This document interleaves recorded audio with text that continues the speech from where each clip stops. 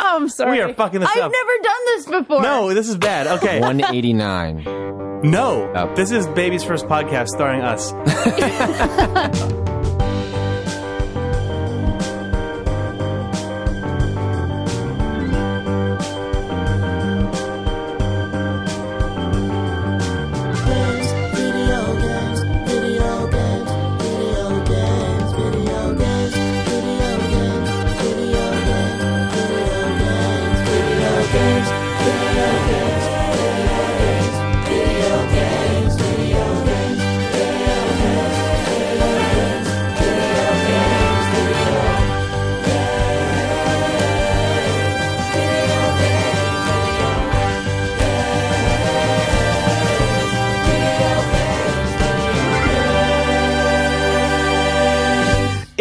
December 10th, 2014. This is Idle Thumbs number 188, and I'm Danielle Riendo. And I'm Jake Rodkin. And we are... I messed it up. Guest. I messed it up. We are joined by Patrick Klepek of Giant Bomb and Patrick Klepek alone because Chris could not be on this week. Yes. Sean could not be on this week. And Nick could not be on this week.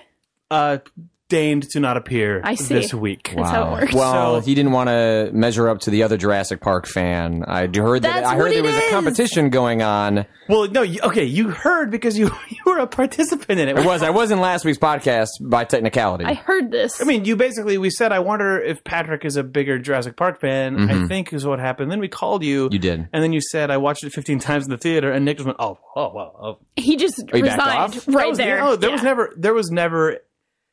I don't think there was ever a question. I think that it was just sort of... He just stepped out of the arena, basically. Well, I mean, I don't even know if an arena was even there. I think one was presented to you over the phone, but I think it was more just the novelty of calling you. I mean, Jurassic Park is my Star Wars. Like, that's usually the analogy I use. Like, I like Star Wars too, but like Jurassic Park was like the movie that changed my life. You're just over the moon for Jurassic World. I think it's like probably how Star Wars fans was like, I mean, I'm going to see it regardless. I think that was a bad trailer. But I really like the director. His movie that he did prior to this, Safety Not Guaranteed, like is a very Spielbergian, like low budget sci-fi film that was very cute and proved that he could probably do this. But Hollywood has a bad track record with like finding some tiny director that does like, oh, you did a cute little movie. Now here's $300 million. Go make something like that. And that doesn't always work out. Doesn't always bode well. Did you see, I guess it's Jurassic World time? Yes, yeah, sure. It is Jurassic World. Did you see the fan edit trailer that used John Hammond's Flea Circus conversation? No, I did not see that. Oh, there was a... Delightful. So this was...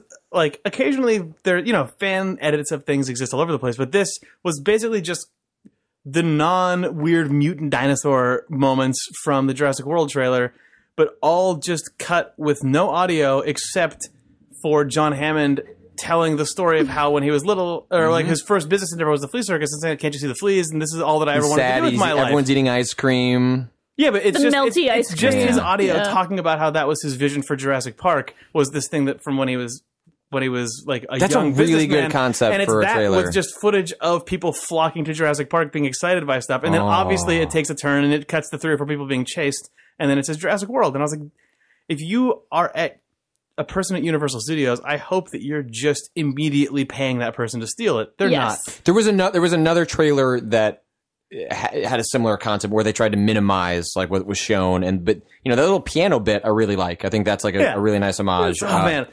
But I think it was a bad trailer. I mean, also, like, those movies are tough because, like, like the CG that's going to be finished, like, I'm sure it all looks like garbage. And so, I don't know. We can't get too deep into Jurassic World because we spent so much time talking about Jurassic World before. I'll just say I'm going to see it regardless. I don't have a choice. It's impossible. I'll be there at midnight, but whatever. You're going to see it 15 times in the theater. I don't know about that. I'll probably see it once at midnight. Hopefully it's good. I'll have to see it twice because I'll be intoxicated the first time I see it because I'll just be too nervous and excited, and it'll be midnight, and then I'll have to see it a second time like with like a sober You have to go in recollection. Properly. I have to ask. Uh-huh. Now, I'm assuming you're about my age. And I'm 29. 8. Okay, I was 30. Turning 30. I'm 30, but I'll be 30 in February, so I was basically 9 when this movie came out. So it's not like you drove to the theater 15 times. You had to ask your parents. No, or whoever. Oh, you weren't on last week. He said that it was basically daycare. It became a babysitting exercise. So there was a mall that was basically attached to the theater. So my mom would just drop us off, and then she would go do shopping and then pick us up. That was like enough time for her to go get a couple of things at the mall, then come get us, and like she didn't have to deal with us at the theater or at the mall. Like it worked out for everyone. Your mom is very smart. Yeah. That's a good strategy. It was great. I'm sure this happened to a lot of people, but the Phantom Menace, I'm actually glad that it exists because, like, I think that I grew a little because of that movie. Made you kind of grew up. I mean, it's like reality hits you in a way. The amount that I blindly anticipate things and start forming parts of my life around the existence of an upcoming thing that I like was just punched out of me aggressively by staying up overnight outside of a movie theater to watch The Phantom Menace and then watching it. Yeah. And then already having bought tickets to go see it another time that night. Did you go do it the second time? I did. You have to. What are you going to do?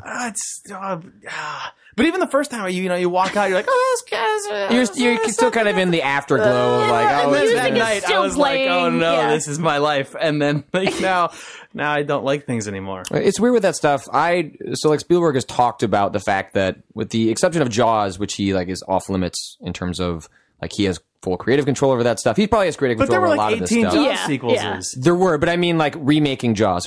So what he talks about specifically is that, and I agree with him in this approach, that if you're going to go back and revisit these franchises, which is inevitable, like what would you rather have? Sort of a stealth reboot that's actually a sequel, or actually remaking the original film? And I'd always rather have the stealth reboot through the sequel that maybe revisits some of the iconography and the moments, but isn't like, I don't ever want to go through like, who's going to play like Ian Malcolm in a new Jurassic Park. I'd rather have maybe a character that's kind of like a nod at that, like the quirky guy, but I don't ever want... I totally don't agree with that, but okay, it's not that I don't agree. You just want it for the wrong reasons. You're just a monster. No, I think you want Jeff Goldblum to be recast in a Jurassic Park film. Every time.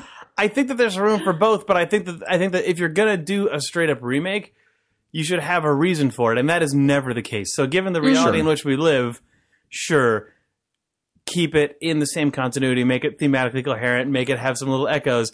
I'd much rather, if they have to keep making Jurassic Park movies, though, that they just say, fuck it, put Jurassic Park on the box and someone do something interesting with it. Sure. Yeah. But that's not the IP sequel-driven model that ever exists, but. You know what's interesting in this discussion? I just wrote a thing about Bond movies and sort of like the newest Bond movie and Spectre and sort of how, all right, well, Casino Royale is a pretty straight reboot, right? And then sort of, I'm going off on a very mild tangent, but I promise to bring it back. It's also based on one of the original books, it is, right? Okay. It's very, they're one of the ones that wasn't very, adapted. But it still lands in a weird space because Judi Dench is in it. Yeah, it's sort of, it kind of winks at continuity. There's a tiny bit of continuity, but mostly it's like this was a reboot with the new Bond, and they kind of do a soft reboot with every new actor playing Bond. Sure. Pretty much-ish. There's some differences and so on and so forth.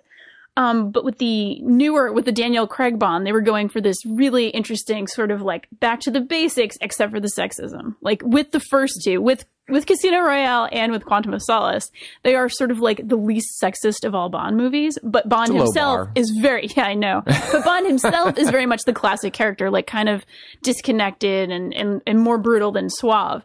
And then in Skyfall, they brought back in all the sexism. So I'm sort of like really interested to see where Spectre goes with Bond. Anyway, I just moved things from Jurassic Park to James Bond, and I don't know what that means for this podcast. IPs, sequel development, that's what you come to Idle Thumbs for. It's just in-depth analysis movie talk. You probably get a lot more sequel and IP discussion on Idle Thumbs than you might. I listen every week. I listen every week. I listen to you guys. I listen to one gaming podcast. I listen to you guys. Whoa. That was actually me until I became... two. Yeah, and so I don't want to talk about games. Just listen to other people talk about games very briefly. But so you've been just podcasting for this whole week, but you decided to cap it off. I did. I leave tomorrow morning at 8 a.m. You decided to cap it off with the best video game podcast. Exactly. Idle Thumbs. The only one I listened to. I was like, I got to be on that before I get out of here. So should we talk about video games on this video game podcast? Yeah. I mean, that's what the people are here for, right? That's what you guys are here for. Okay, all right, that's fine. I don't know why I'm here. All right. Patrick, have you been playing anything cool? Yeah. Gosh, yeah. man. Here I'm we sorry. No, that's fine. No. Time for our weekly segment, What You've Been Playing. I mean, I've been playing a lot of stuff. You know, we, like, literally as of, like, me, I rushed over here, like, from finishing the final shots on some of our Game of the Year stuff. We do simultaneously, we record all of our deliberations and how we pick our nominees and our winners. And then we do a series of videos that are associated with that as well. Like, we just finished the video stuff today, and then I came over here after that. So I've not only been playing a bunch of games, but then finished talking about all those games I was playing. So your thoughts on some games that you've liked, which may or may not be a dead giveaway of what Giant Bomb's Games of the Year are, you're really, like, those thoughts are really cogent. They've been really sort of, Hardened. they've been in the Tumblr for a few days, and they're really just, they're honed. Calcified just thoughts like on games. Exactly. But it's Barrel-aged thoughts. It's tough though. Like, so one of the things that, like, is kind of like the most frustrating thing about, like, my job more generally is, like, having to play everything, and Sure. and specifically at Giant Bomb, because of the way we do things. Like, I end up playing games I don't want to play because I want to be able to tell that person why that game sucks. And so it's like, You I want play to tell who do you want to tell? just whoever might advocate for that game. Oh, I see. In terms of game of the year, Right, because, like, we're figuring out these lists together, and it's like if someone's going to really go to bat for a game, so it's like, well, I'm not really interested in that game, but I want to make sure I can tear you down for why you like that game. Yes. And so I'll end up putting time with stuff that I wouldn't necessarily put my own time into. And so it's been a lot of, like, cramming that in, like, you know, playing a lot of Captain Toad in the hotel, like, trying to get as much of that done. You don't like Captain Toad? It's really good. Okay, Captain Toad's I fantastic. had the same thought, and then I was like, no, but that can't be for the bad games. No. Yeah. No.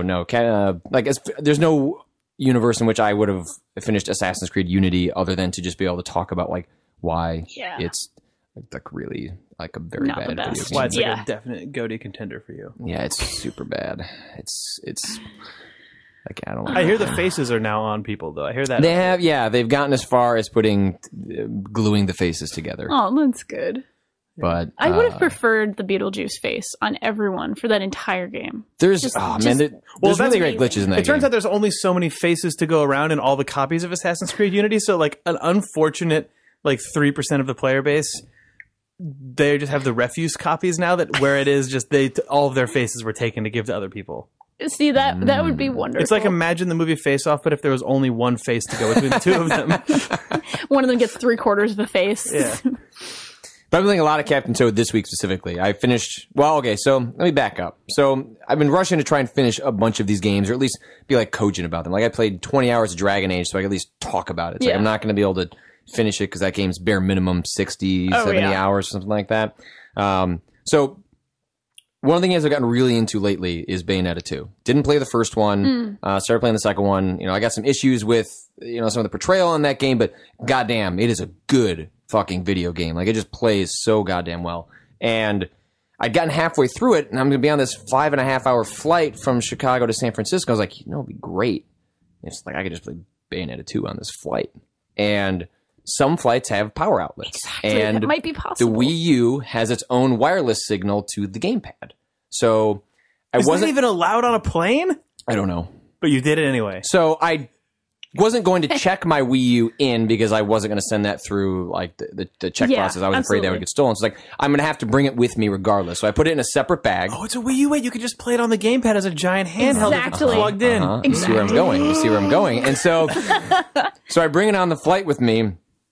And I'm like getting like I'm almost getting like nervous on the flight. I was like, are there going to be power outlets? Because I checked the night before and it said no, but I was like, hey, they could still be there. I don't know if that's true or not. And so I get on the flight and like I made sure and checked in like as soon as I could the 24 hours before so that I could be in the highest group number possible, because in my head it's like, if there are power outlets, I'm then going to have to set up my Wii U with like an extensive, like its power supply is not internal. Like it has a big brick that has to be like wired so around. That must be plugged There's and a then hidden process. back into Yeah, I was like, I kind of discreetly press the power button on that and then bust out like a lap board.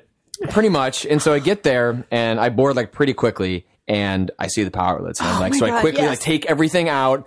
But of course, like I thought about putting the Wii U underneath the seat, but instead I just put it in like the little pocket area. So the Wii U is in the pocket area and then booted it up and I played and beat Bayonetta 2 on that flight. Although halfway through, then the gamepad died, which then I didn't think that part through. You didn't bring a charger. No, I did, but I then had to open up like the overhead compartment, find my bag, take out a second thing I had to plug in, disturb the 3-year-old next to me so that I kind of nudged their foot out of the way so I could remove one outlet. Sorry, 3-year-old. Yeah. I gotta plug in my Nintendo. I got things to do. But also, like, I'm also, like, hiding the gamepad from that kid the entire time. Right, because you probably don't want to show Bayonetta it's like, I'm doing really good, so now she's naked. Like, you don't understand. You're too young. You don't get it. And so then I had to, like, wait an hour and a half for the gamepad to charge again because I couldn't plug both things in at once because I only had one outlet there. Oh, my God.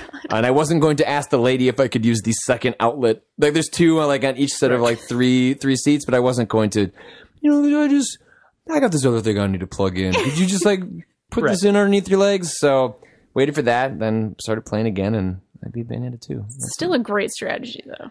It really, worked out. really ridiculous. And then I beat it as, like, the plane is starting to descend. And there's, like, 2 sets of credits in Bayonetta 2. And one is, like, you kind of play through some of the scenarios again. You earn some extra halos that you can spend if you do, like, New Game Plus.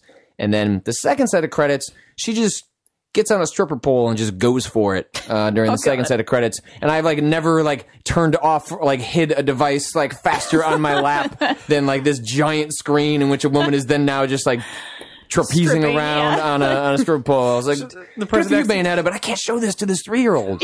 Exactly. What are you doing over there? I'm playing a video game. Mm-hmm. Oh, that's what a video game is now.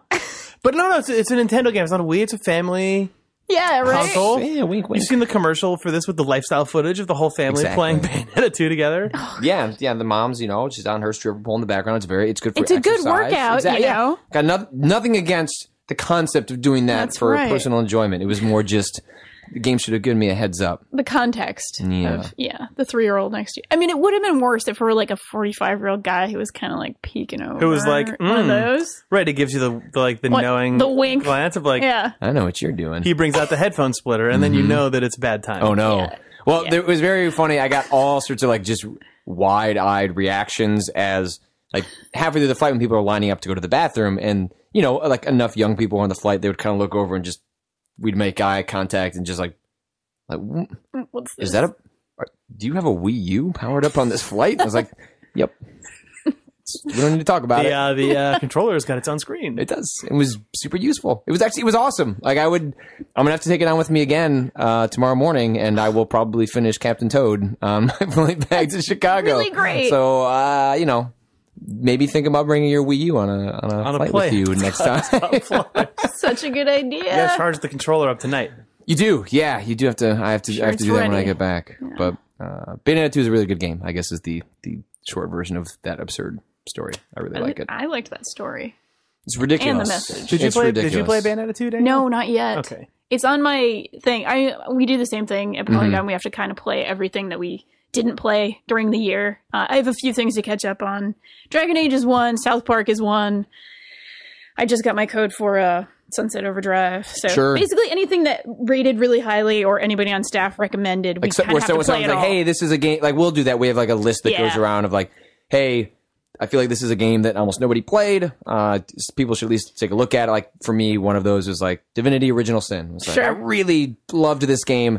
At least take a look at it so when we talk about it, I don't sound like a total crazy person. Yeah, totally. We do something similar. I'm usually the totally weird person on staff who like my game of the year is going to be very different from everybody else's. Right. And I'm trying to get everybody to play like little, 20 or 30 minute tiny indie games made by one person that are super personal. Not that I think they're necessarily going to end up on our list or anything, but just that I feel like it should be part of the conversation. Well, if you want to get a sense of the breadth of what's been going on this year, check some of those out, right? Exactly.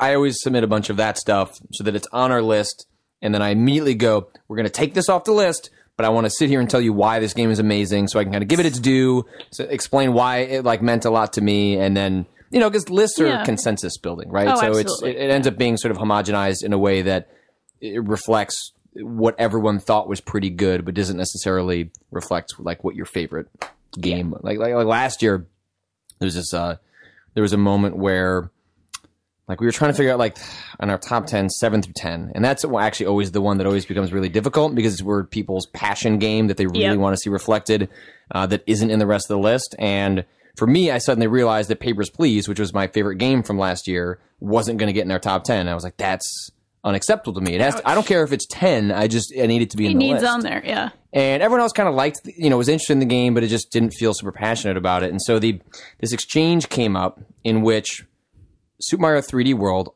also a wonderful game, one of my favorite games from last year. It was proposed that Rogue Legacy and some other game got on, but Super Mario 3D World had to be cut in the process. But as a result of doing that, Papers, Please would make the top 10. And the trade was proposed to me, and I sat on it, and I thought about it. I was like, I feel really bad about this, but get fucked, Mario. Like, get off this list. It's the deal you had to make, And I got Papers, Please on. And I was like, I felt bad about it. I feel bad about it to this day, but you do what you I think gotta Mario do. can take it. I think so, yeah. Yeah. He's gotten his due.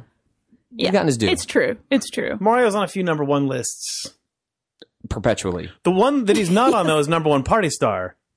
Oh. That's true. Which I believe belongs to either Wario or Waluigi. I can't remember which one. Yeah. One That of is. those. But One of those Warus. one of those. Warupeachi still not in existence. Still pissed about it. No, One day. One day we're going to get Warupeachi out there. no. It's going to be beautiful. Woshi. Woshi. Ugh. I don't even like how that sounds. It's Yoshi, but sort of like got like bulldog jowls. Instead of going hop, hop, hop, he goes. Whoa, whoa, whoa, whoa. Yeah. It's much lower. Yes, exactly. When he goes, like what? He's just scandalized. He just kind of moves what like at it a is. slower pace. Yeah, that's what happens. We make sound effects sometimes. really weird. I'm sorry, everyone. Hey, Captain Toad has great sound effects. It does. Talking about cute sound effects. Every time you start a level and they go, let's go on an adventure. Okay, It's just like, yay! I do want to go on an adventure. I know. I don't want to. I don't want to keep happy. coming back to Captain Toad without having played it or having not played it because I still haven't played motherfucking Captain Toad. You do need to play it. But- yeah. I think I asked this to you, but I'll ask That's it to right. Patrick now as well because I'm hoping that someone tells me this, something that will then make me just have to go get it. Yep. What is actually different about it besides there just are more of the levels from 3D World? There isn't really. Son of a bitch. Okay, whatever. It's a bunch of those. I mean, like, it's really cute. I mean, it's They're good, but I it's played like 10 incredibly- of them already. Yeah, it's just more of those. I don't think there's anything revelatory about that game, but it puts a smile on your face. Like, it looks incredible. Like, the art direction of Nintendo in the Wii U era is like incredibly impressive. Oh, yeah. Like, their lighting in particular is the 'cause stuff that it I feels always like find. Mario Really, Galaxy came out on the Wii, and then they went, wait, we did it. Okay, we got one that looks really, do that now. And then Yeah. all of their stuff just kind of looks like that, but it's good. Yeah. yeah. So Captain Toad is probably slightly overpriced and doesn't do a whole lot from a sort of base mechanic, but that's like I'm fine with that. Like I don't have any qualms with just 60 stages of Captain Toad. I think one of the things that is interesting about Nintendo's philosophy these days is that, and Captain Toad extends this, like if you just do from start to finish, like if you just do the through line of like the level, you can finish that game pretty quickly, but you're not going to get a whole lot out of it. Like I hate to say there's the way to play the game, but if you don't go after the bonus objectives and the 3 hidden gems in each stage, you're going to miss what's really special about it because it's where the designers use perspective in ways that you're like, because you're contained in these tiny little dioramas.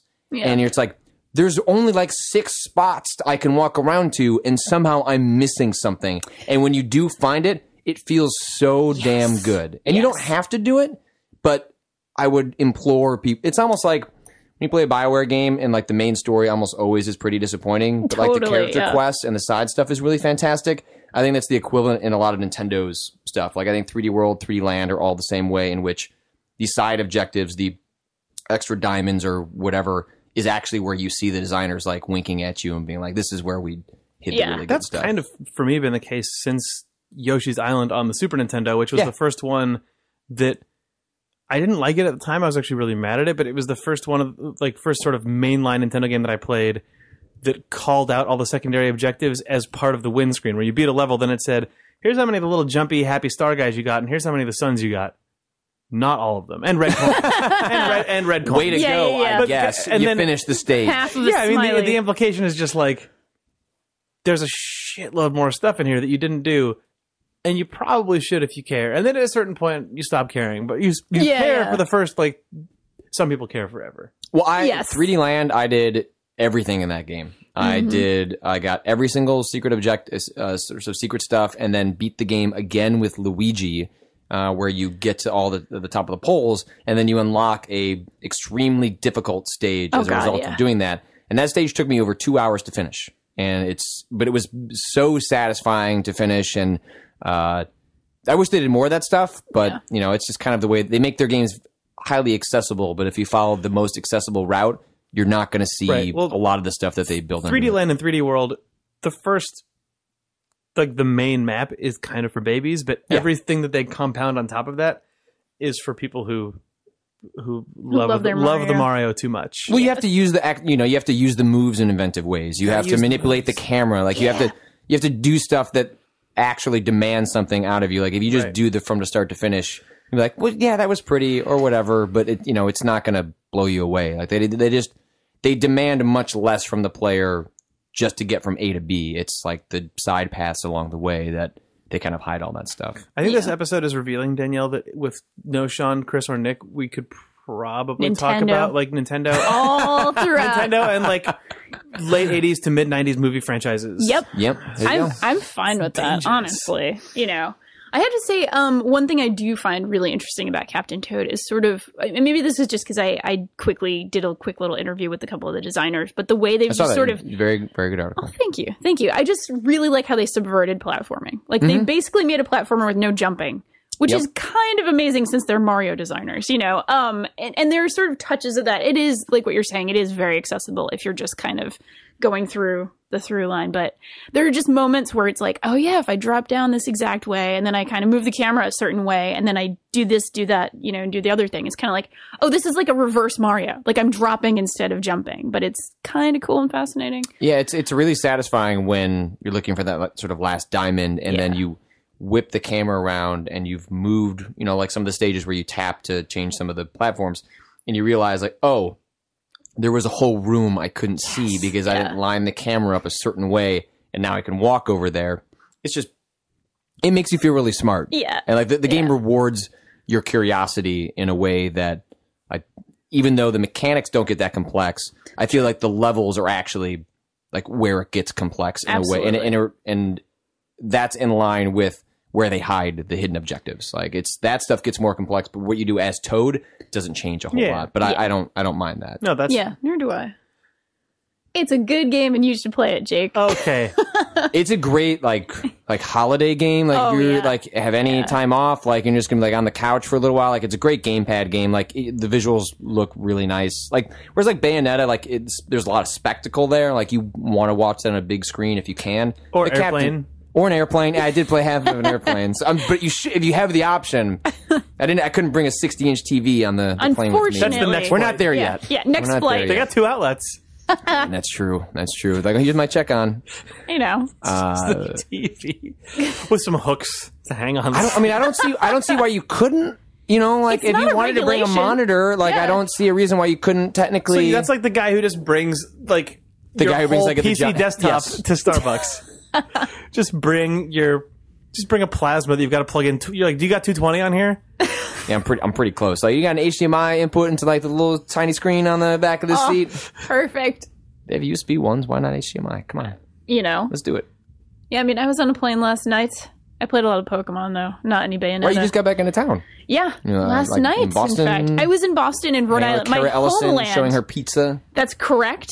I had Kara Ellison for Thanksgiving for the Riendo family Thanksgiving. That's awesome. The whole thing. It was wonderful. She told an amazing story that endeared her very much to my family about an uncle at another holiday who farted so hard it broke a chair. Great. So this made her like part of my family. We find farts hilarious in my family. Anyway, that was lovely.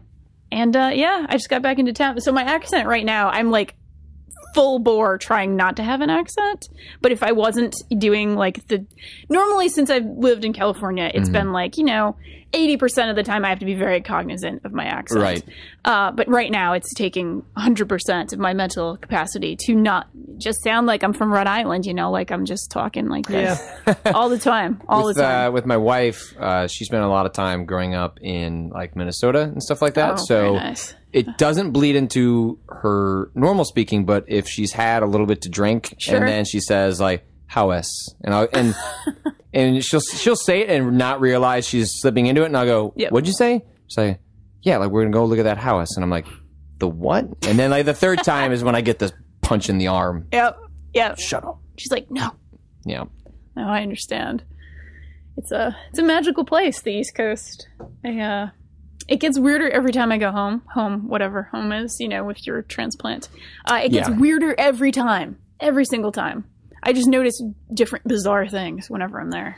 It's been weird. I lived out here in San Francisco for a good long time. We were here for 3 years, then in LA for a year and a half, and then back here for 2 years, all told in the West Coast for 7 or 8 years. Oh, nice. And then coming back to San Francisco, knowing the city very well, but no longer living here. Sure. It's incredibly strange. It's just some of the small stuff you pick up on that you sort of internalized or ignored once you were here. Sure. And then you just immediately wow, that's a weird part of the city that I just did not pay attention to at all. Yeah, I know exactly what you mean. Yeah. Every tiny little nuance of oh, that used to be this, and now it's been through 7 changes of whatever business it is. Right. It's oh, now there's this entire little culture of this in Providence. Interesting. Yeah, walking on a block and all the new restaurants. Yeah. It's well, no one cares about that, but I find this interesting. Totally. Places are bizarre. It's true. I also realized I had really bad insomnia while I was there, and I had all these. So where I sleep in my house, in my parents' house, is now sort of the study, but it's also where a lot of old toys and books and things are just sort of collected over the years. Right. And I found my Where's Waldo books and my holiday look and find books. And I sort of realized that a lot of my taste in games was actually sort of formed by me at 5 looking at Where's Waldo books and these. Did you ever look at the look and find? They were like Where's Waldo, but they had holiday themes, things like that. Were those in the not Hallmark, but they were in the what was that magazine? You know what I'm talking about? Yeah, you could buy them that way. I think that's how we got some of them. Otherwise, it was oh man, it's gonna come to me Sam's in Club 15 or something. minutes. Oh, okay. I don't know. What? Yeah. I thought you were actually talking about the Scholastic book magazine. But Yeah. okay. Oh, totally. Yeah, I am. That's what I am talking about. Okay, that's the standard one. You can get a Okay, lot I don't of know. those. I just okay. We had a lot of those.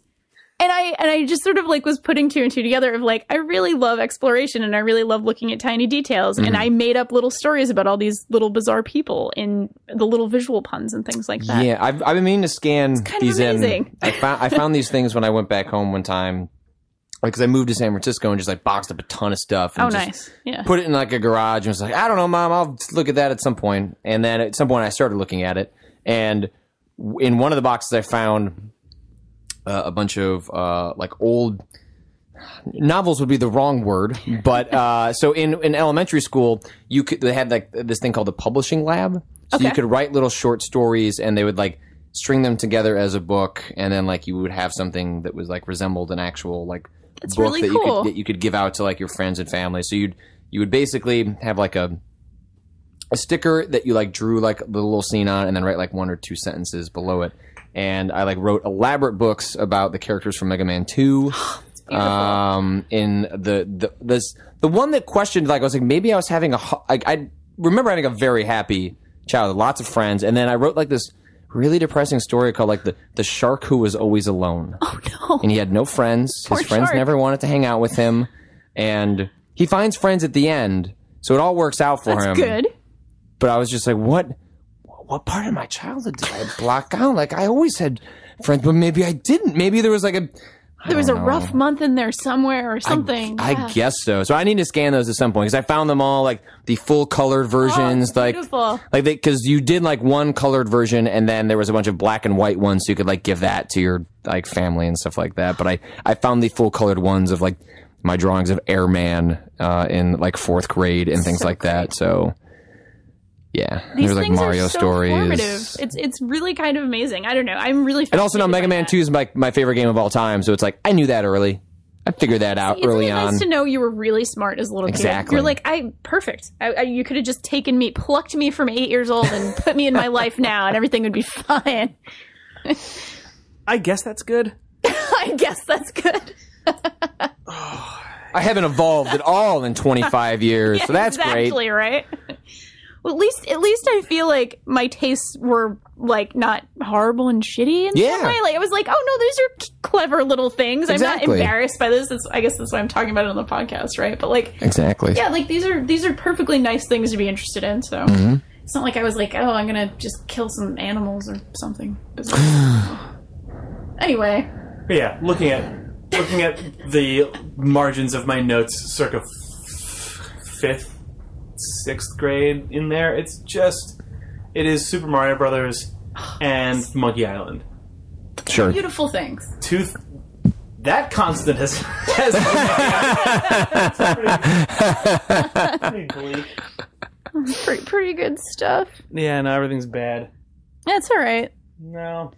I think that's quite lovely. But so Pokemon. I've put 66 hours into the latest Pokemon, which is my first Pokemon game ever. So these are the most recent ones, not like XY. The most recent that came out earlier this year? No, last year. Yeah, last year was X and Y. Now that I'm like learning the lore because I'm completely obsessed, like playing until 5 or 6 in the morning when I can't sleep, kind of thing. Like just the grind part of it. Is that like that you're? I want to catch every single one. Okay. I really, truly have this compulsion to catch every single possible Pokemon in this game.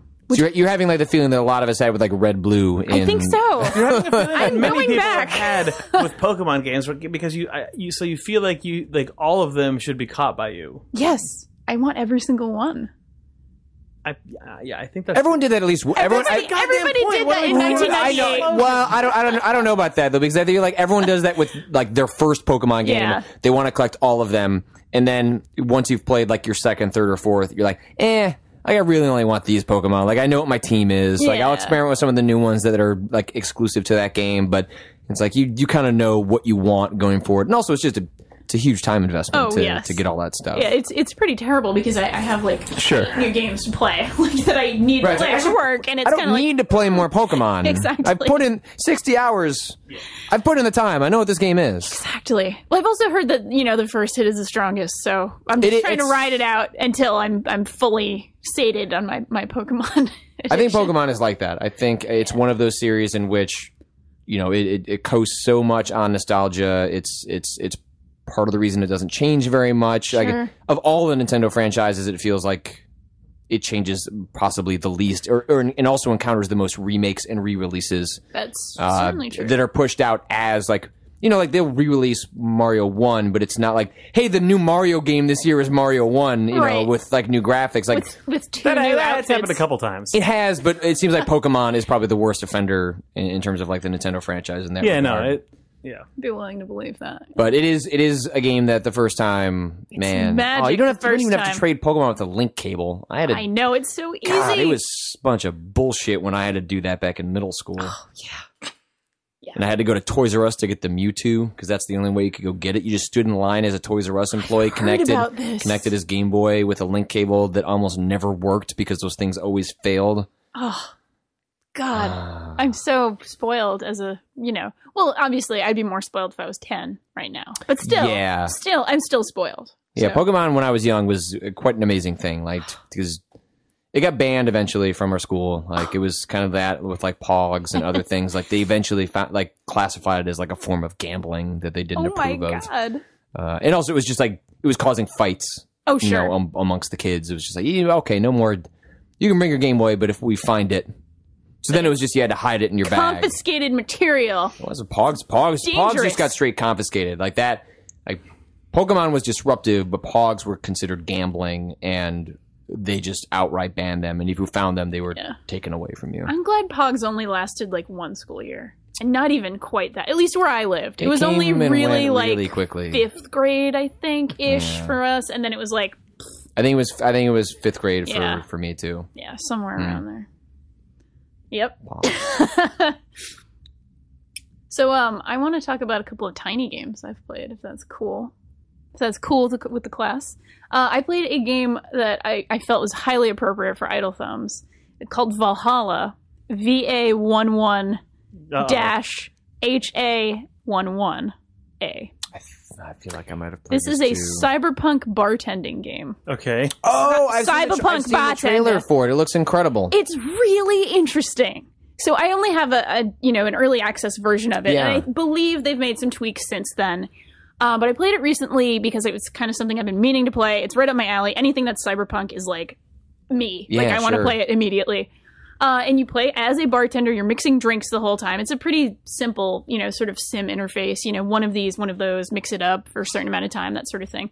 But you're talking to the patrons of this bar, of the Valhalla. And you're in this sort of, neon-infused 80s-looking cyberpunk dystopian world. And the first couple of missions are really interesting and strange, where you are serving entirely talking dogs. And they're all, like, of one species of dog. And this is where things get really weird and interesting. Sure. Not even the talking dog part, but the fact that these talking dogs are really... Dorgs, sorry. I don't know what that accent was. These talking dogs are really racist towards other dogs. They feel very superior in their species over other species of dogs. Other species of talking dogs, or just towards non-talking dogs? It's an interesting it's actually distinction. weirdly specific, because it's like specific species of other talking dogs. Okay, so they're just racists. Yeah, basically, yes. Basically, they're just racist. And So you could replace their sprite art with humans, Exactly. and it would just be a bar full of racists. That's exactly racists. what I was kind of trying to understand with this game, because there's some sexism in there as well. There's sort of like racism and sexism built into these talking dogs. And then there's someone who's meant to be a sex worker who comes in. She's human, and she comes in and she starts talking to people and other things. And I was sort of like, this is interesting. I'm not entirely sure if the creator, and I'm blanking on the name, I'll look it up while, somebody else talks or something, but I'm not entirely sure if the creator is trying to comment on something here, or if they're kind of like, wouldn't it be interesting if I threw all this stuff into this futuristic cyberpunk bartending game? So I'm still a little unclear on that, on that part. And that will, obviously have a lot to do with my final opinion of this game, whether this is an intentional element of this or not, but playing it feels interesting and weird in the ways I want it to feel interesting and weird. Like, I really like being in this bizarre world. Is it a situation? Is it like a Papers, Please type thing where you're It's first person, yeah. Oh, what? Okay, what? Oh, yeah, that's an important distinction. Sorry. Yeah, sorry. So I should mention this. It's first person, and they're coming into like a little window on the top left. But it's also like pixels and stuff like that. It's not like a full... okay. Yeah. It's pixel art. It's, kind of like Phantasy Star was one of the things. Maybe it looked a little bit like Genesis era, like kind of 2D art a little bit. Like, I mean, like modeled after Genesis, like aesthetic, but not beholden to the it's hardware. First person though, like the way Papers, Please is first person. Yes. Okay. Where people are interacting with you directly in a little window. It's almost like Star Control 2. I know that's a really weird reference, but it's the same way. Like in the top left of the screen is whoever you're interacting with, and the rest is sort of your controls for actually bartending, like where you mix your drinks and things like that. Sure, okay. I'm going to keep playing it. But I really do kind of want to know, and I might have to just speak with the creator of this game about like, so what the hell's up with the racist dogs? Come in. Yeah, those racist dogs, huh? Like, what's up with that? Really, really interested in hearing the response on that. And it could very well just be like a commentary, like in the future, weird forms of racism will pop up from talking dogs. But they're the same. But it's the same thing. Yeah. Wink. We'll see. We'll see. Dog racism is different because it's real for dogs. The hot topics in 2014. Unlike our human racism, which ended years ago. Oh, yeah. Oh, yeah. Post-racism. Post-racial, yeah. Exactly.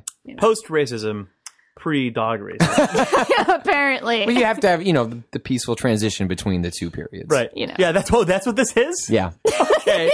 I wasn't sure what we were living in, but we're living in a peaceful transition.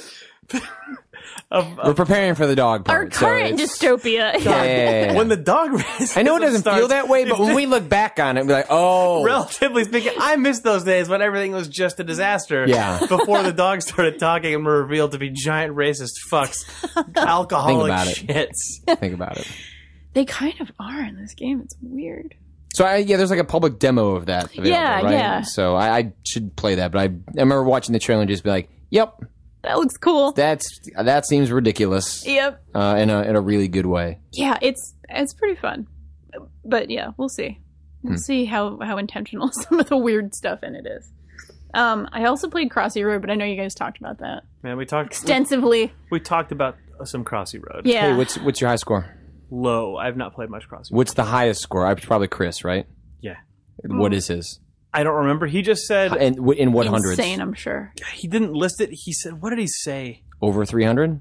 I don't remember. Dude, Chris okay. is not here to speak to his Crossy Road score. I don't know. You were here for this conversation. I don't I'd be think Chris willing gave the to score. bet. I think that Chris Okay. said that he had done very well, and then like he had easily trounced everyone in the room. But then he was like, "But I mean, it's nothing compared to like my friends list." Okay. So, but like, and then we all sort of I don't know if we're I'm probably friends with him on Game we Center. just sort of assumed that it was like probably people like Bennett Foddy who just seem to be obsessed with this sort of game and also really good at them because he makes co-op and stuff. But I don't really know. Okay. I do think that we should stop for a minute. I think we should take a break. That's a great idea. And then we should come back. Okay. But in between that, we should read some messages from people Oh, that's a great idea. I'm in. because we have to. Video games. Patrick, Hey, do you like audiobooks? man, I like listening to just everything. You like if you've got a book, but you'd prefer like a book that you've heard about that sounds very interesting, and you'd prefer to listen to it than to read it. I run a lot, and you got to fill that time with something. I've listened to Taylor Swift enough. I need something else. You need something else, right? You would probably enjoy Audible. Audible sponsored this episode of Idle Thumbs. They're a audiobook store. They're an online store that sells audiobooks. They sell over 150,000 books to choose from. It's not a subscription service. It's not a streaming service. You actually purchase them the way that you'd buy a book from Amazon, but you get an audiobook that you can listen to on a ton of different devices. If you go to audiblepodcast.com and use the promo code THUMBS, you get a free 30-day trial, and you also get one book as part of this that you can just keep even after your trial's over. Awesome. I like free stuff. Okay, this is a weird thing that I did not know about. If you have a Kindle and you have a book that you got from Audible, you can do a thing that they call immersion reading, where it shows the text version of the book and it syncs up word for word with the audio version, so you can just have it be read to you, which is hilarious. That's Like you're holding the Kindle and it's reading it to you? Yes, apparently that's how that goes. You listen and read at the same time, and it highlights the text as the narrator reads it. Wow. It's very strange, but is. I could see cool. the appeal Yeah. of that. But Audible has just a billion bajillion books. Basically every audiobook that I've ever bought, I think, is off of Audible. And at this point, I've bought a lot of them because I listen to a ton of stuff all the time. You're in too deep. Yeah, audiblepodcast.com/thumbs, free 30-day trial. Get a book. They're good. We'd also like to thank Shari's Berries for sponsoring us this week. People who listened around Mother's Day know that Shari's Berries is a website that sells these just delicious, gigantic, chocolate-dipped strawberries that they will ship to anyone that you would like. I mean, obviously, around Mother's Day or around the holidays, they're great gifts to get for family members, coworkers, friends. It's a completely hassle-free way to send someone something pretty delicious that they're guaranteed to like. Because who doesn't like a gigantic piece of fruit covered in chocolate with nuts and other things like that on it? Like, gonna be honest. Like light chocolate, dark chocolate. They sent us a bunch of them, and they were gone immediately. Like they shipped them in, they shipped them in the refrigerated box, so it's like they show up cold. Oh wait, really? Perfect. Oh man. Oh, it's that's really let's see, it's where do I go? you go to berries.com, and there's a little microphone in the top corner of the website, and classic podcast move. You click on that, type in thumbs, and you get an order of berries for $19.99, which is 40% off their usual thing. Or you can double the amount of berries for just $10 more. Awesome. It's Strawberries are so good. they're just best fruit. They're just large. It's the other More thing, than the average strawberry. yeah. So the other thing that we talked about Mutant at Mother's Day strawberries. was you can get them for a family member, you get them for a coworker. It's a great gift opportunity. Also, you could just send them to your own house. I'm thinking about that. Like, Your own am I going to use this office. promo code on someone else, or could I use this promo code on me? They Yeah. could be waiting for you when you get home. I got to make sure they're good. Yeah. I got to make sure that like these are delicious enough for my family. Test the product. So what am I going to do? Waste that promo code on them? No, I'm going to waste that promo code on On your me. own mouth. Yeah, do that. Berries.com, click that microphone, type thumbs, get 40% off a tasty food. Video games. What do you guys want? You want to talk about video games? You could probably like talk about some, like we could like kind of reiterate what some of the games you're thinking about for like game of the year stuff yeah. you're revisiting. Got like- a lot of that stuff. We could do that. I got a lot of games. Fine. Because you guys have not been living in Games of the Year discussion enough. It's fine. It's whatever. I'm just like pulling like the exact same statements I've said from other places and just putting them out of my mouth again. So we're fine. Okay. We could talk about... But this is a good version, though. On this. Oh, yeah, no, this is the refined version of arguments those I've already calcified given. Yeah, this is how this works. Podcasting is on the first podcast, you just poop it out. And then the second podcast, it's like a smoother really poop. You give it like a you give smoother birth poop. instead of pooping. Exactly. Almost. It's like exactly. a little bit more of it's a refined, you've thought about it and been Yeah. like, I could have said that I don't better. know how that. I don't know about birthing. that. Yeah, but the first Instead time of pooping. the test was a poop. The test was a poop. I don't know. Because the first, it just kind of comes out and you're like, that was a bad one. Didn't That go was just so like a hot. I don't know. poop opinion. I mean, I feel like maybe you could have like a polished, And then you have a baby like opinion. a polished turd reference, but like a poop polished- and then a baby. well, maybe it's like you poop, and then the second time is like when you poop again, and like you don't have to wipe. It's like, A no did it, wiper. ding, A no wiper. ding. You go to wipe, and like boom, nothing there. Okay. It's clean. It's like a clean Poop. We could just talk about poop. Okay, actually, you guys you're deep down in the GOTY. Yep. Down the goatee. You're like Goatee hole. neck deep in Goatee's the hole GOTY. instead of Beppo's hole. What I was going to ask you guys, as people who've been playing a lot of games and who are people who are journalists and who are now deep down in the GOTY hole, 2014 as a year for video games relative to your experience the last few years, what do you feel like? Because I know there are years that you're inside of and you get to the end of and you just sort of go, holy hell, that was a really just like It was a ride. Either Yeah. just like a ton of amazing games came out that year, or there's a surprising continuity and theme in the stuff that you like, or you're just like, ugh. Sometimes there's just, you get through a whole year and just go, oh, woof. And I kind of felt like that this year. that this is a woof. A little bit. Yeah, I feel like this year was weird. More than a total woof, it was more weird in that there were just really high highs and really low lows. More than anything. Yeah, and I thought, this doesn't spoil anything about the stuff we're doing, but like it felt like the highs were like highly selective as well. Like it categorized. There were far fewer consensus.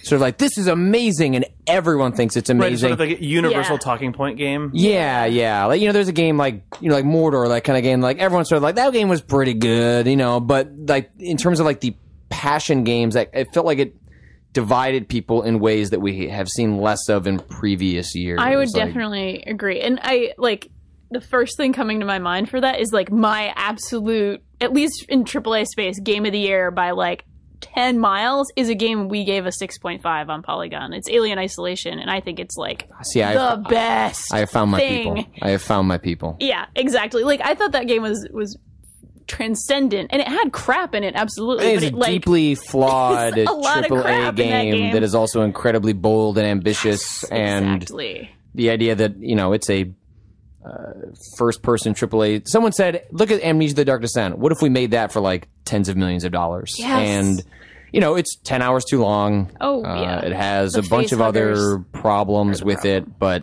I admire so much of what it tried to do, and that was far and away one of my. Sometimes there are games that objective is a weird word, but like games are like, that game was best game, but then there's kind of like favorite game. Oh, game you can, like, there are games you can kind of nitpick apart and be like, oh yeah, okay, it didn't do this well, But then there are games you're like, I don't give a shit what it didn't do well. Like, and Alien Isolation is one of those games for me this year. It was just like, God, there are so many problems. And when I sit in a room like listening to people that didn't really like it, I'm like, I can't tell you you're wrong. Right, But right. I really loved the shit out of that game. Yes. It was interesting, which but very few AAA games are allowed to be interesting. Yeah. And I will take a flawed, interesting, weird experience that obviously a lot of love and care and passion went into any day over the most polished, beautifully executed, but in terms of content, boring experience, like any day of the week. Yeah. So. And again, as someone that you are on the right side of history in Alien versus Aliens, as the debate goes, which I also think is like a disingenuous argument, but I really enjoy having it because it's really it makes fun. people so angry when you have it. Because they are totally different movies. You can't actually compare them. It's kind of They true. both say alien in their name. They do. And they both have an alien in them. You're right. You're right about that. I don't know. I think that Alien versus Aliens is... I mean, you're right. it's a bullshit It's argument. a horror movie and an action movie. Like, it's like Yep. it mostly says like what you've. I think mostly when you choose between the two, it says more about you in terms of like what you value What you prefer, in yeah. cinema and what you prefer, as opposed to like one is better than the other. I mean, Alien Right, is where the like better some movie. people like but- really good movies and have strong taste, and some people are heathens and who are wrong. It actually is. At You're the same saying time, at the same you're time, saying this in the context of Alien being the right. Alien is great. Yes. Okay. But at the same time, you're right. It is an argument that means nothing. It makes people enraged, despite having a clearly correct side, much like GIF versus GIF. Oh, okay. We're done talking about that. I'm not. Yeah, I'm not sure. saying- No, yeah, sure, no, sure, like, sure. I'm not saying that we have to actually talk about GIF versus GIF. I'm just saying I don't want to talk about it. one hard. came I don't want first. to talk with That's those. a hard one One on this came first, podcast. and is correct. One is a misinterpreted, bastardized version of it that is so far divorced from the original that it's considered You know, its own when separate you thing. create art, you can't tell the world what to do with that art. And sometimes the world takes that in a direction that you just sort of have to accept and embrace and Yeah, realize, sometimes it barfs out Alien sequels that are all trash. Like, that's what you get. all right, now we're mixing our analogies in a way that Yeah. it's a beautiful That is- thing. The quality of Aliens and I would argue parts of its other sequels is above and beyond the GIF versus GIF argument. I feel it is. I like that we're now talking about which argument is better. The Alien, I'm arguing that this argument has more merit. yeah. Yeah, no, I understand. Yeah, Alien. Okay. Alien. There's nothing to understand. What are we talking about? Game of the nothing to year. understand. There's also like some of the weird stuff that's interesting about Game of the Year is, when you look at like the way movies release, like their Oscar bait and stuff like that towards the end of the year, where like the stuff that is very specifically meant to attract like an award style crowd. Oh no, that's terrible to think about in the context of games because I don't think games do. I don't think games Okay, do I was that. going to say because the analogy for games is just all of the like just the tripe comes out. I just mean Like, it's so all like the AAA like scoop it up for Christmas stuff comes out in games during award season. I think games more spread that out. A lot of the stuff comes Yeah. earlier in the year, but what I was saying more that is that the reason movies do that is because then you remember the stuff that made a big impact at the end of the year. It's why they call it Oscar bait at the end of the year. Whereas a lot of the stuff that I played this year and other years that are my favorite things came out like in March. But then the emotional impact that you have to, when you're thinking about what it meant for you or when you're arguing to, a site that you work for, like remembering that impact like 8 months later is really tough because it's also, you don't feel that the second time you go back to it. Yeah. Like, and I find that the really interesting part about when you're preparing for these sort of arguments or your own personal list is looking at, I have a notepad that's like, here are all the games that I played substantially and or beat this year so that I can keep track of sort of Right, like 'cause what I'm my sure beats for the were. January, February, March stuff, you look back and just go, "Oh my god, that was this year." Right. Oh yeah. Right. I mean, the classic example for that, like years ago, is like, like RE4, came out in January. And Right. yet, like, is one of the greatest games probably ever made. And yet it was a game that came out in January. And In a year that wasn't as stellar in terms of everything else that came out too. well, that helped it. But like often it's like, the game comes out in January. It was great. And it's like, yeah, I guess that game in that was January was good, right? pretty, Yeah. pretty good.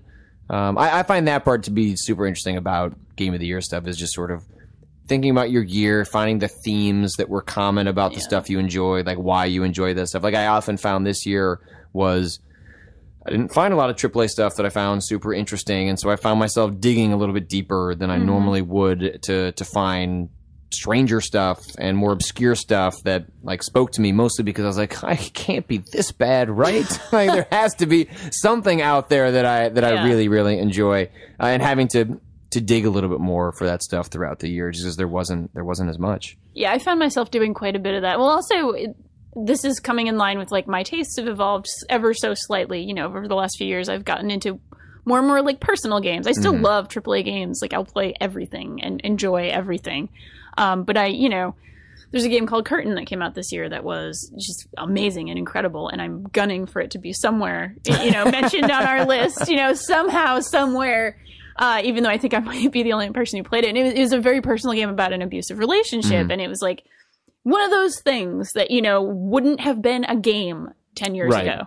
And now I'm kind of like, well, this is incredible. And this is why I get excited about doing this job, because these tiny little gems are still there and they're still sort of studding the year, even though a lot of the big stuff that had a big marketing budget was fine. Or with the case of like maybe Unity, not necessarily fine, but Right. I feel like Far Cry 4 is the most perfect example of this year in terms of like a game you kind of knew what it was going to be going into. It had a marketing push and it had some like controversy behind it, which is like now every other AAA game has some sort of controversy Right. associated with it. And it ended up being super fun and totally what everybody expected and not entirely It was Far Cry notable 3 beyond that. again, Yeah, right? exactly. And which is, it's if you enjoyed Far Cry 3, which I enjoyed that game like a fair amount. I had my problems with it, and especially with the story stuff. But Yeah. playing it was an enjoyable experience, and 4 is more of that. Exactly. I feel like that's and 2014 in a nutshell is like the treatment More of of that that. game, basically. Yeah. More of a lot of the same with controversy attached. Yeah, it has been a supremely odd year in just a lot of ways. You have games like Mario Kart 8 and Super Smash Yes. Brothers. Oh my God, yes. I have a lot of respect for slow, deliberate iteration. I think that's often overlooked. I think Nintendo does that probably better than anyone in that a lot of their sequels, when you like, yeah, that's the same thing as last time. It's like, well, it isn't, and they're very careful about the stuff that they sort of change or polish.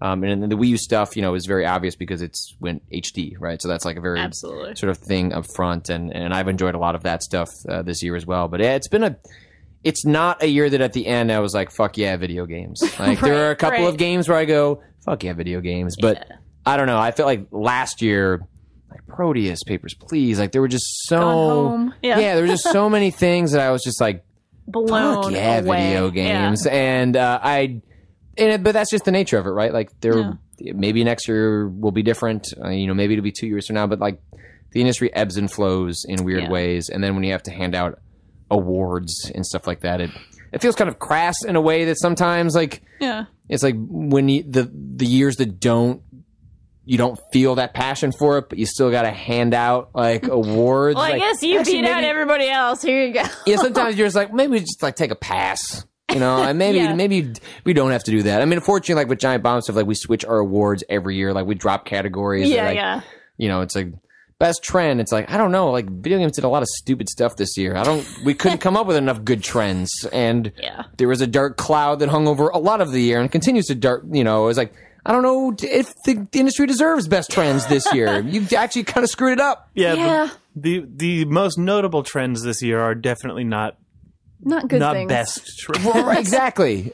Yeah. Terrible, horrible thing. Although from a slight Pollyanna point of view, I think the representation of women in games took a tiny toe, not even a baby step, but like a toe forward in terms of sort of like major characters that weren't horrible and shitty and they were women this year. I would definitely say that But that's not even enough of a trend to be a trend. I would say that the representation maybe hasn't changed a whole lot, but that stuff also takes that's sort of a long term thing that has to be addressed, and like those games are put in production years in advance and blah blah blah. But I would say the conversation now happens a lot faster. Yes. Games that don't take that stuff into consideration or are sort of blatantly ignoring it in ways that are obvious. Yeah. Like it comes up very fast. That I think 5 years from now, I think that it'll be. We'll have a baby the trend. Yeah. The trend is being set now. Yeah. It just won't be recognized or implemented for a couple of years. That tiny fair. toe step also might be noticeable because, like, okay, this is a very strange visual analogy, No, I it's guess, cool. but like, if you, I imagined that like that one, the tiny step forward happening somehow causing, like, it stepped a micrometer out into the road and then caused a 3 million car pileup, Basically, yeah. which is. So maybe So maybe it doesn't show up as a trend right now, but I'm saying maybe even the tiniest change is notable because it is because of how big the reaction was to it. Yeah. Yes. Yeah. Or like, even look Yeah, at I think small. that's Also, fair.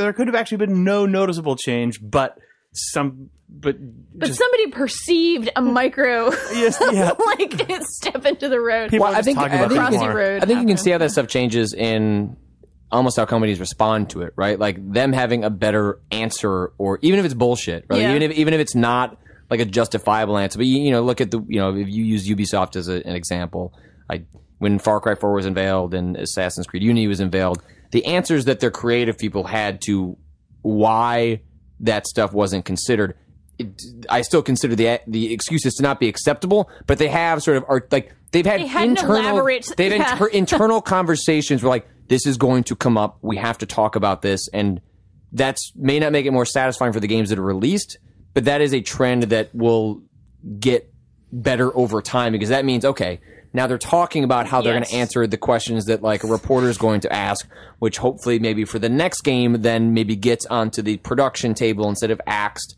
halfway through when, you know, they have to make sacrifices to ship the game for a day. Like, this stuff happens so slowly. Or when they choose to not have the conversation to be able to just continue to work. Sure. That too. We can move to the next step in development if we don't think about it. But like, yeah, you're probably right that it even getting as far as a considered marketing response will hopefully trickle back downwards until it is a considered production response and a considered design response. I think it just happens so slowly in games of that scale that PlayStation 6 is going to just be such a beautiful... It's going to be an egalitarian place for women. People of color. I can't wait until... the year of the PS4. Well, we're coming up on the year. You assume a PlayStation 6 ships. Yeah, I don't assume PlayStation 6... Oh, that's true. Until I visit the PlayStation 6 HTML7 website on my universal device. Your eyeballs. On my universal device, aka my eyes. Yeah. The other thing I'm really worried about in terms of Game of the Year deliberations is that Donkey Kong Country yet again gets forgotten. Poor Donkey Kong. You know what? That's actually a great example of a game that came out earlier this year. Exactly. That I think people resent that game because they didn't want Retro Studios to make that game. I know. They wanted them to make like another Metroid or whatever. And I totally sympathize with that argument. But that game is a fantastic platformer. The first one was really also good. Very good. And I think the second one is even better than that. Has a great soundtrack. Plays really, really well. Is incredibly difficult too. Yes, you know, absolutely. If you want to make as we were talking earlier about the Mario games, like where Nintendo creates a very easy through line to get from start to finish. The Donkey Kong Country Tropical Freeze does not do that. Yeah. Just to beat some of those stages is hard trying. As hell, and some of the bosses too, as well. Later bosses, like that is the best platformer of the year. I have no problem saying that. Not that there were a million amazing platformers by any chance. That's just that there weren't others, but it's a really good one. Kinds of games that came out this year, and yeah, it came out in February, and I feel like people aren't going to talk about it, and just. I feel like there's a bias against the Donkey Kong Country games, which makes me very upset. There totally is, though. Like, that's gonna be the hotbed controversy of 2015. People, when we finally uncover people's Donkey Kong bias, that's what like the Donkey Kong privilege. Gate, yeah, like DK Gate. Where's my gate? You know, it's not untrue. I'm serious. Those are truly. You take your games. perception of Donkey Kong games for granted, but it's true. If you just look and see what's actually there, you know, you gotta just read between the lines. You know, I always do. Read between the lines is then like that's the slogan. Read for between the barrels. That is a 90s ad where Donkey Kong is throwing up some weird hand gesture where there is then like a banana or a barrel between his fingers, and it says "read between the lines" like on a sticker, like on one of those like punch label machine fonts. It's like, scan this QR code, read between the lines. That's too new. QR code. That's too new. Yeah. No, you had to count each one in each ad, and it was like a different, like one little iteration. Like the banana was slightly longer in each one, and it has some hidden meaning. A lot of cryptography going on there. Banana was slightly bigger in each ad. Anyway, Donkey Kong Country Tropical Freeze is a good game. Hell yes, it is. Yeah, to wrap that conversation around, that game is going to get ignored, but you should play it. And that's really sad. Truly sad. Yes, Richard should make a Metroid game. Even if you don't like Donkey Kong Country, which I don't blame you, even though I liked those games, or at least the first one, the Wii ones and the Wii U one, they're both phenomenal. Really good games. Hell yes. Now Anyway, Game of the Year, Donkey Kong Country Alien Isolation. I think we're officially here at Idle Thumbs. We are giving, now that I finished my Game of the Year at Giant Bomb Awards, my separate awards go to Alien Isolation and Donkey Kong Country Tropical Freeze. Tropical Freeze, okay. It's co-game now that I have no one to argue with, and I can just ceremoniously just give it away. Now that this episode is just you and Danielle going, yeah, that game is really good. Yeah, that other game is really good. Now we're just pulling out the games. Like, no one else is going to listen to us talk about these games. The Word is going to talk about these games. That's right. That's fine. That's absolutely people go right. for the true games of the year that they are literally not talking about anywhere else. It's really, People really are probably sad talking and about true. Alien somewhere, but it's in the very It's at strange the end space. of the list, it's if a any list. polarizing game. It is, which usually means something is good, honestly. It's polarizing. Yeah, I think flawed games that have ambition are way more interesting, like you said, way more interesting than like highly polished games that just kind of are an amalgamation of other stuff. Yes. And I even liked Digital Spacey this year, and I'm saying this. So, Yeah. Digital Spacey. Suitsy, Kevin Suitsy. That's kind of what I called him in Advanced Warfare. Right. I did play that game. I forgot that we live in a year that had a Digital Spacey. It was a good Spacey. It looked good. like him pretty much, at least. Yep. And that's all I had to say about Advanced Warfare. It was an all right Call of Duty. It was good. I enjoyed it. I did too. But, it was no Alien Isolation. That's all I'm going to say. I guess that's the final word. I would say, speechless. I suspect that if we're going to actually go back, well, we're not ready for Idle Thumb's Games of the Year if we do anything involving it at all. But I think if we actually did a tally of Game of the Year in terms of minutes discussed on the podcast, it would most likely be Desert Golfing. It probably would. Desert Golfing, 80 Days. I need to play What was that. earlier on my this year list. that we just talked into the ground? God, fucking Far Cry 4 taking up a lot of minutes time for recently. reasons. We also talked. I talked a lot about Alien Isolation. Yeah. Probably more than I should. So our games of the year by volume: Desert Golfing, Alien Isolation, Far Cry 4, 80 Days, Monument Valley, probably. That's a good category, actually. I really like the game, like Game we awarding talked it as about I the talked most. about the most. Does it like that's the metric is not whether it was good or like interesting. It's like we just talked about it. What was a on lot. our minds? Like what had the most You could probably do thumbs that. mind space? That actually is. You could probably straight do up that at Giant Bomb. You pretty could good probably category. do a Too late combination now. of. Oh, it is too late now. That's right. That's true, man. Minutes of video. Mile that away. Minutes of video. File that away. File it away. And word count. Yeah, mile it away. We say it as runners, Game of the Year right? by volume, just like it's like the Costco award. It's Game of the Year Chub Yeah, Pack. that's pretty good actually. I really like that idea. Maybe we should actually do that on our podcast. You know what? Okay, I don't want to do it. I don't want to do the work. Some reader could do the work. No, but you, the reader. no, because Johnny Driggs does our YouTube page, and every episode he goes and he actually does he does a segment breakdown by time. So you could wow. actually copy and paste all of those and find the start and end time of all of the segments, and it's already quantified out, so you could paste all that stuff into probably just an Excel spreadsheet and do a little bit of work to highlight stuff, and you could actually figure out Game of the Year, Idle Thumb's Game of the Year by volume. But It's not the worst idea. If anybody felt like doing it, is all I'm saying. That's how all good ideas If are. you Not like the worst Excel. idea. It's not, it could be worse. Yeah. Some people have had worse ideas at some point in history. Come on. We live in a world with Milli Vanilli. Yeah. And then the flip side of that is then when games come out really close to the end of the year and you don't have enough time to put into them. Like Dragon Age is like sort of a game like that where it's you're like, I think I'll probably really like that, but before I have to figure out the games that I have to give an ordered list to, it's like, can I put a spot in for a game that I played 15 hours of when it could, I guess, conceivably turn to total crap? Yeah. 15 more hours in. I mean, that's the problem of a game that takes that long to play that comes out at the end of the year.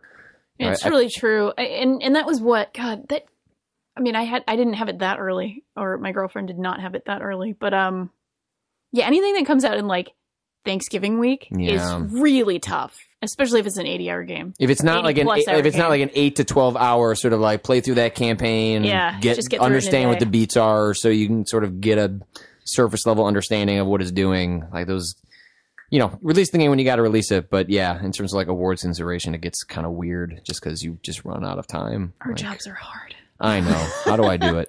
How do we do it? How do we do it? if you're a first ever current gen Dragon Age game, you probably come out exactly when you came out and don't really care about the awards consideration. Probably. Yeah. Probably. You're That right game about has that. got to be sucking up lives right now. Oh, yeah. yes. Business.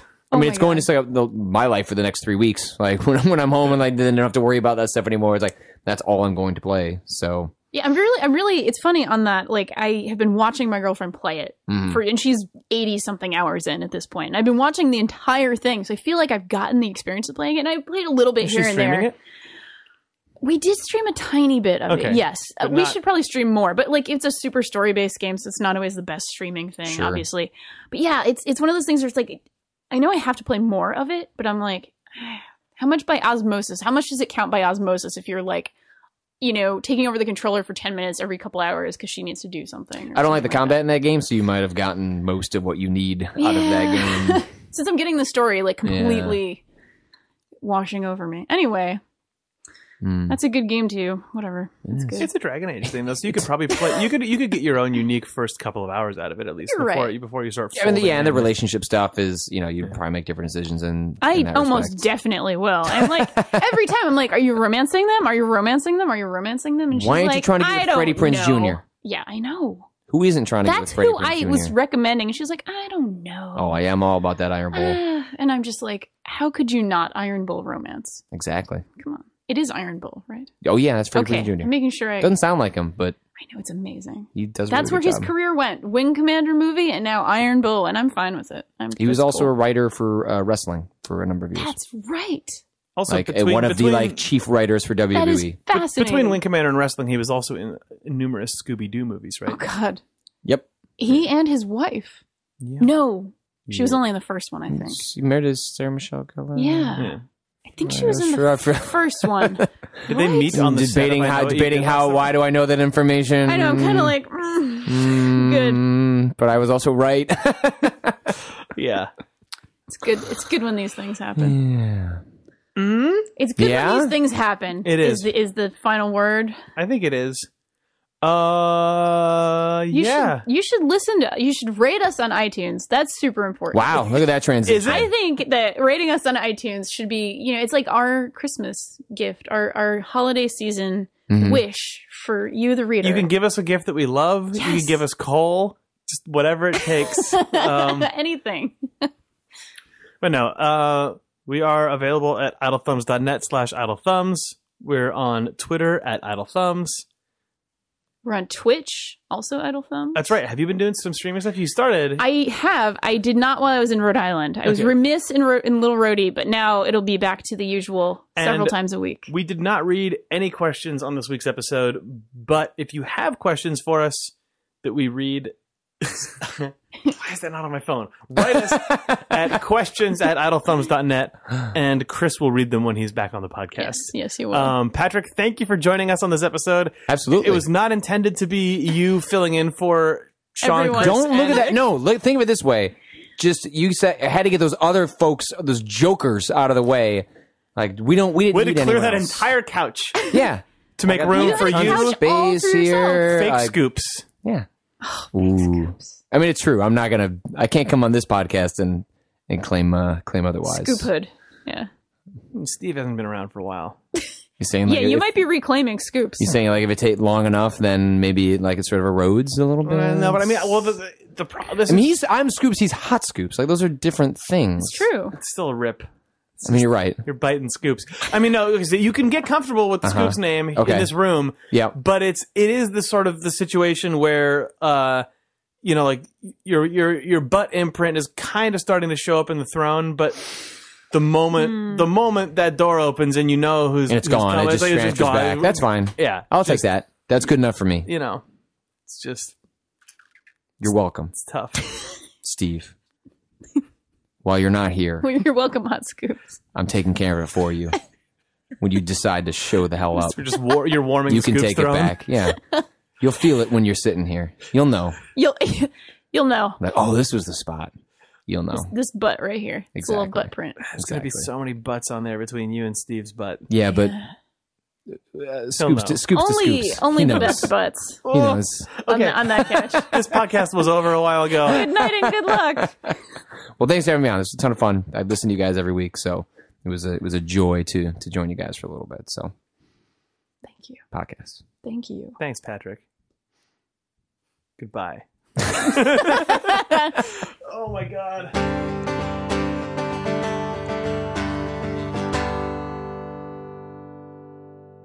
Where's that baby? Pretty much. Where's that fucking baby? Figure it out. You know how this works. You know what this is. You know how you make babies.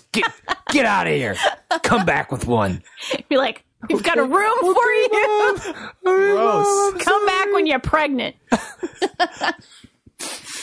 I'm sorry. Oh, Jesus. I don't like talking about Chicago.